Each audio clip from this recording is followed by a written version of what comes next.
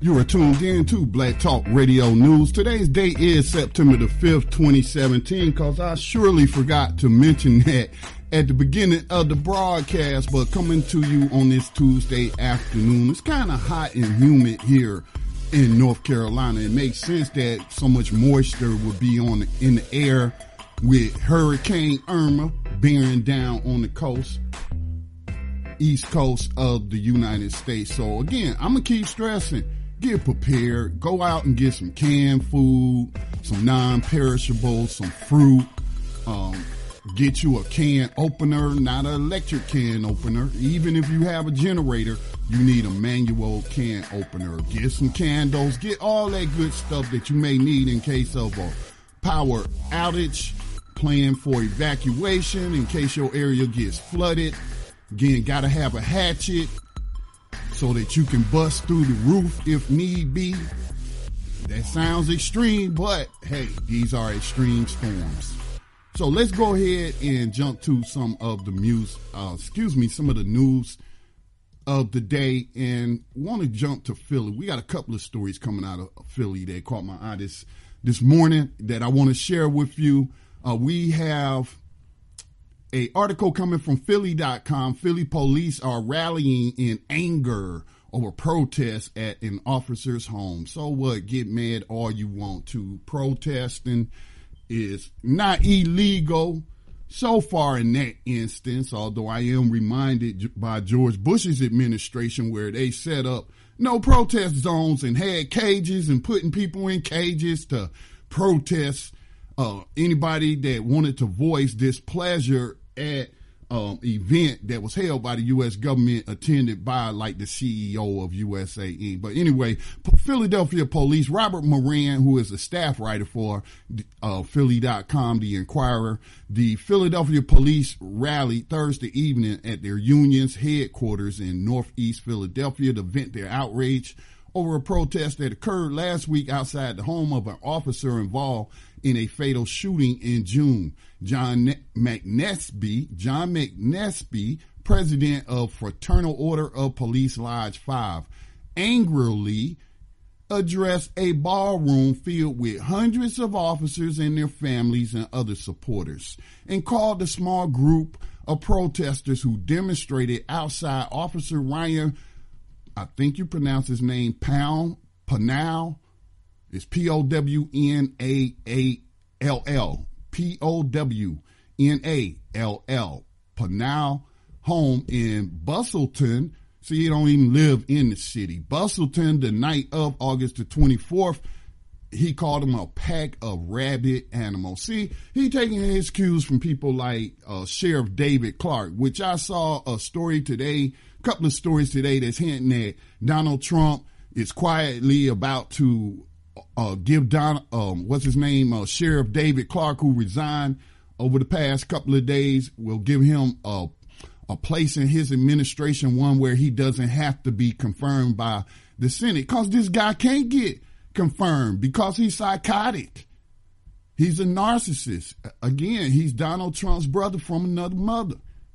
This dude is crazy, and he called Black Lives Matter protesters scum that needed to be eradicated from the face of the earth. No regard for their First Amendment rights, no regards to the U.S. Constitution and any supposed rights that it confers upon them. All they see is black people and a few of their white allies, and now they're a pack of rabid animals. What makes them rabid animals?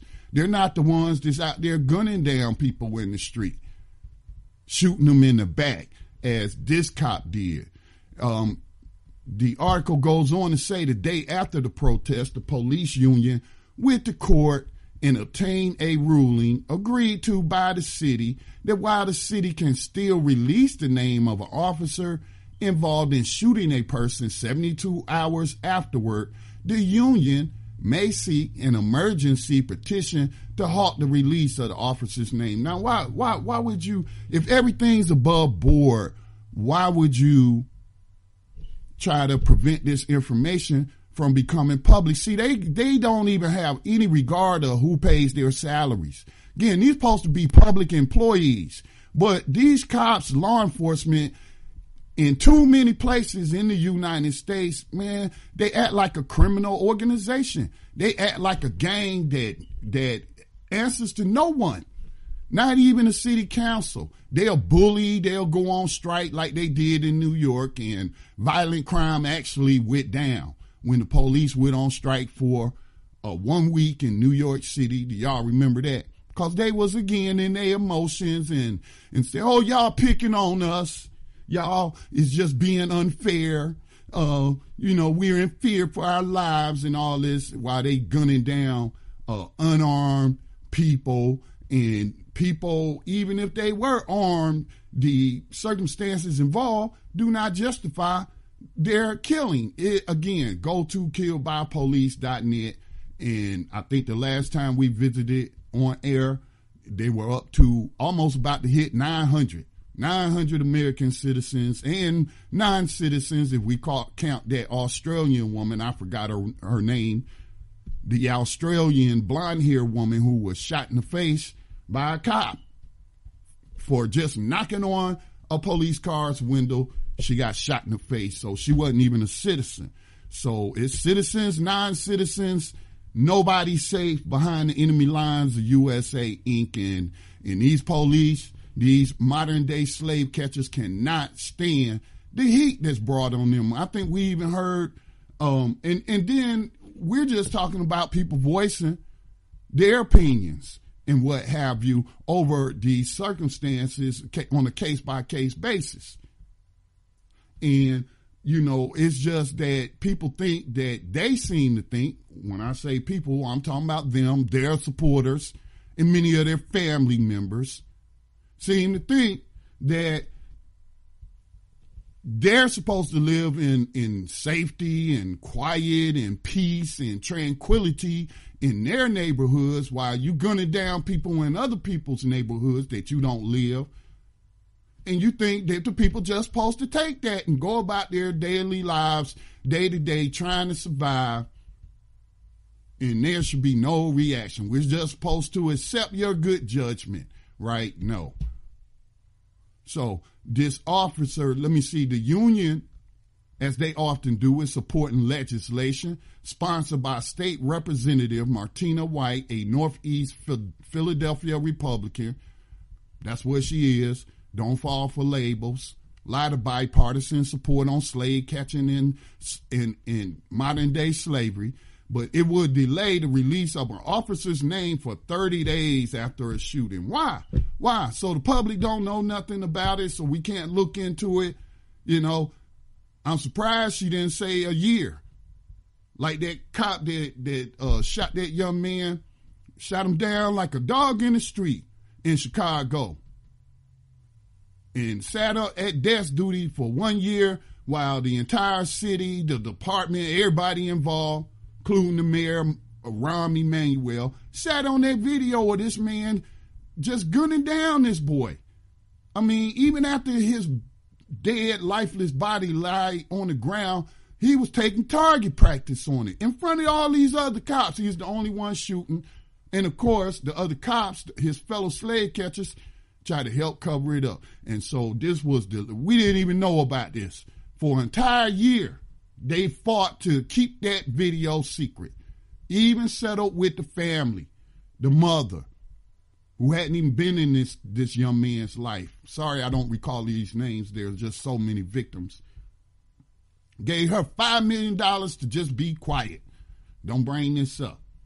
So why is she jumping up with some we don't need no more legislation. We need an enforcement.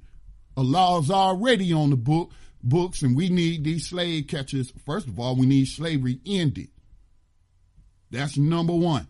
We need to end slavery that is in place via the 13th Amendment of the U.S. Constitution. But we don't stop there, and we dismantle this system of slavery. This is fascism. There is nothing more fascist than slavery. So Pownall fatally shot David Jones, 30-year-old man in North Philadelphia on June 8th. Police said, now whenever they say police said, that's what the police said. Let's see some video because police lie all the time. They lied about that young man, Mr. Powell, in Ferguson or in St. Louis County. Had it on video and said, oh, he was running towards us with a knife in his hand about to stab us, and that's not what it showed in the video. So police said, I don't care about what the police said, but police said Jones reached for an illegal gun and then ran off. Pownall shot him in the back. So he shot this man in the back. If we are to believe that little bit of information, I don't even know how to make sense of that. He reached for an illegal gun and then ran off. Did he pick up the illegal gun, and what makes the gun illegal? Well, did he pick it up and run off? Did he try to pick it up but decided not to pick it up and ran off? So what happened here? Well, the forensics say that Pownall shot Mr. Jones in the back. Now, how are you going to stand up for that? How can you, as a person, if you believe in justice, truth, and justice, how can you be backing this clown, this killer cop, this slave catcher? Now, McNesby, the union guy, let's give his full name, John McNesby, president of Fraternal Order of Police Lodge 5, accused the media of providing the protesters who have also disrupted public events and marched in the city excessive coverage that encourages violence. Yeah, that's what you say. I think you're trying to lump all these different groups that's protesting all under Black Lives Matter and just following along with David Clark and Donald Trump and trying to paint these protesters as the ones being violent and encouraging violence when it's y'all that's encouraging violence. And what is Trump always most known for? Blaming the media whenever they get any kind of unfavorable coverage. These protesters didn't go out there to that man's house and drag him out the house and string him up by a light pole. They didn't do that. No, they just came out there with signs and bullhorns and expressed their displeasure of Pownall coming in their community, disrupting the community by gunning somebody down in the street like a dog, shot him in the back as he was running away. Just like Michael Slager gunned down Walter Scott in North Charleston, South Carolina. It was on video. We saw it. That's what it sounds like to me. That's what it sounds like. And then Pownall and his family were also in this audience in this ballroom, like victims. They playing the victim card, like they victims or something. Oh, these people didn't come into our nice little quiet community and disrupting and making all this noise and but they ain't gunning nobody down in your communities, are they? I bet they ain't even armed. Not from the pictures I've seen. They not even armed. And then you got his fellow slave catchers protecting his house. Now, who's paying for that? Who's paying for that? Who authorized that? I think that more people ought to take this tactic. Go into these communities where these slave catchers live. Not to tear them up or to do anybody harm, but to disrupt their lives by exercising your right to speak and file grievances. Let me see. City Councilman Brian J. O'Neill, whose father was a police officer, son of a slave catcher, also addressed the Back the Blue rally and said the protest at the officer's home was a stain on the city of Philadelphia. Well, how is it a stain on the city of Philadelphia if we are to believe that that was the so-called cradle of freedom here on the North American continent as Europeans came in practicing genocide against the natives and the indigenous folks and what? Practicing slavery. I could think of more things on the stain that's a stain on the city of Philadelphia, like the White House, the first White House, known as the President's House, that George Washington stayed in, who violated the laws of the city of Philadelphia by rotating his victims of slavery in and out every 6 months to circumvent the law or an interpretation of the law that said that if an enslaved person was in a resident of that city for 6 months, then they were made free by law. And George Washington, the vicious racist slaver who almost lost the American Revolution due to his racism and ban on black people serving in the Continental Army, that's a bigger stain on the city than citizens expressing their displeasure in a nonviolent way of a slave catcher killing somebody, shooting them in the back. That's not a stain. That's in a tradition of so-called standing up for liberty, freedom, and justice. This man must not know how the American Revolution got started, although it was later hijacked by vicious, racist, white slavers and rapists. But it started by common people like Crispus Attucks, a black man, by the way, and indigenous, who confronted British troops over their brutality against a child in the community of Boston. That's what sparked it's called the Boston Massacre. No, it is these people who are playing the role of the British troops, putting their boots on the necks of citizens in this circumstance and situation we have in Philadelphia. It is them who are in that role of oppressor, not the people who have come together to protest the use of excessive force in shooting a man that they admit was running away in the back. So again, these are terrorists. We seen them siding with terrorists and protecting terrorists and standing down while terrorists were even taking shots at people in Charlottesville. Look that story up. So, people of Philadelphia, you know better than I know what y'all had to do and what y'all had to deal with.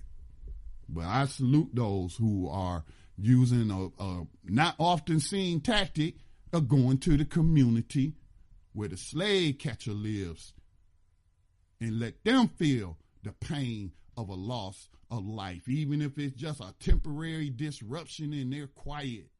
The gall of these people. Please.